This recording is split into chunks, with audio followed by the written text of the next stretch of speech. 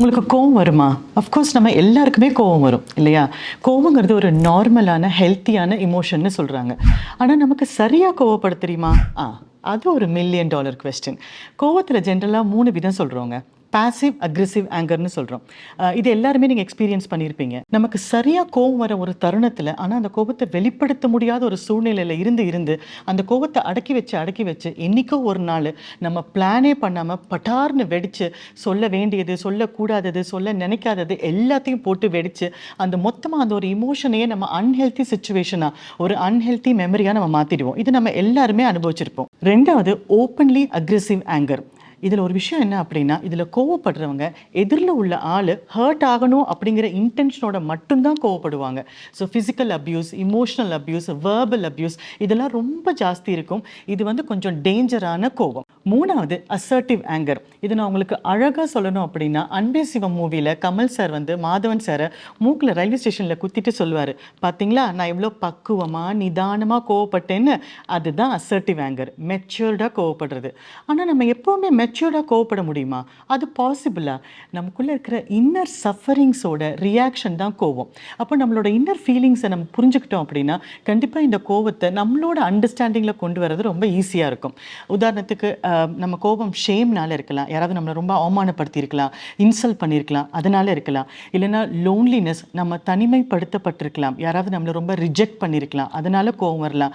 இல்லை depression and ஆங்ஸைட்டியில் இருக்கிறவங்களுக்கு கோவம் வரலாம். அப்படி இல்லைன்னா இன்ஜஸ்டிஸ், எனக்கு கிடைக்க வேண்டிய சரியான அங்கீகாரமோ இல்லை எனக்கு கிடைக்க வேண்டிய ஏதாவது ஒரு விஷயமோ கிடைக்காம மற்றவங்களுக்கு போகும்போது அந்த இன்ஜஸ்டிஸ்னால ஃபேராக இல்லாததுனால கோவம் வரலாம். இது எல்லாத்த விட இழப்பு, கிரீஃப், வேலை இல்லாமல் இருக்கிறது, பணம் இழந்திருக்கிறது, இல்லை நமக்கு ரொம்ப விரும்பினவங்களை நம்ம இழந்திருக்கிறது, மரணம், இதெல்லாம் கூட நம்மளோட கோவத்தை அதிகப்படுத்தும். இப்போ இது எல்லாத்துலேயுமே ஒரு பாயிண்ட் நோட் பண்ணிங்களா? எல்லாத்துக்கும் ஒரே ஒரு இமோஷன் காமனாக இருக்கும். அதுதான் பீயிங் பவர்லெஸ். என்னால் எதுவுமே பண்ண முடியல, என்னோட கையில் எதுவுமே இல்லை அப்படிங்கிற அந்த பவர்லெஸ்னஸ் தான் நமக்கு ரொம்ப கோவம் வரும்.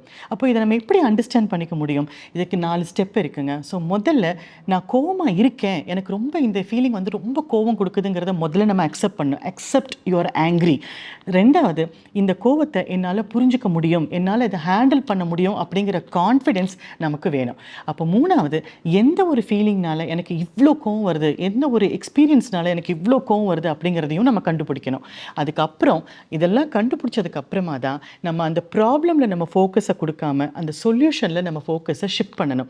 இப்போ இந்த 4 ஸ்டெப்பும் கரெக்டாக நடக்கணும் அப்படின்னா அதுக்கு ஒரு மேஜிக் ஸ்டெப் இருக்குது. அதுதான் எந்த ஒரு சூழ்நிலையோ இல்லை எந்த ஒரு நபரோ இல்லை எந்த ஒரு வார்த்தையோ நமக்கு அந்த கோபத்தை ஜாஸ்தி படுத்துது அப்படிங்கிற அந்த ட்ரிகர் பாயிண்ட்ஸை நம்ம கண்டுபிடிச்சி வைக்கணும். ஒன்ஸ் நமக்கு அந்த ட்ரிகர் பாயிண்ட் நமக்கு தெரிஞ்சிருச்சு அப்படின்னா நம்மளோட கோபத்தை கண்ட்ரோல் பண்ணுறது ரொம்ப ஈஸி. ஆமாம், கோபத்தை கண்ட்ரோல் பண்ணுறது கரெக்டாக இல்லை கோபத்தை அண்டர்ஸ்டாண்ட் பண்ணிக்கிறது கரெக்டாக? கோபத்தை கண்ட்ரோல் பண்ணுறது என்றைக்குமே ஒரு சொல்யூஷன் இல்லைங்க. கோவத்தை புரிஞ்சுக்கிறதும் அண்டர்ஸ்டாண்ட் பண்ணிக்கிறதும் தான் அதுக்கு ஒரு சொல்யூஷன். ஸோ இதெல்லாம் பண்ணணும் அப்படின்னா நம்ம என்ன பண்ண முடியும்?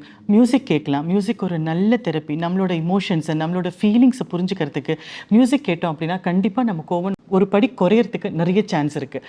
2வது, ஆரோக்கியமான உணவு பழக்கமும் ஹெல்த்தியான எக்ஸசைஸும். இது 2ம் பண்ணிங்கன்னா கண்டிப்பாக ஓரளவுக்கு உங்களால் உங்கள் கோவத்தை உங்கள் கட்டுக்குள்ளே கொண்டு வர முடியும், உங்களோட புரிதலுக்குள்ளே கொண்டு வர முடியும். ஆமாம், கோவம்னா ரொம்ப கெட்ட விஷயமா? எப்போவுமே அது நமக்கு கெடுதல் தான் தருமா? இல்லைங்க. கரெக்டாக நமக்கு அரோஸ் பண்ண கோவம் நல்ல விஷயங்களை கூட பண்ணும். உதாரணத்துக்கு நம்மளோட பெரிய லட்சியம் வச்சுருக்கோம், நம்ம ஒரு பெரிய எய்ம் வச்சுருக்கோம் அப்படின்னா நம்மளால் கரெக்டாக தூண்டப்பட்ட கோவம் நம்மளுடைய லட்சியத்தை நோக்கி நம்ம கொண்டு போகிறதுக்கு ஒரு பெரிய உந்துதல் சக்தியாக இருக்கும்.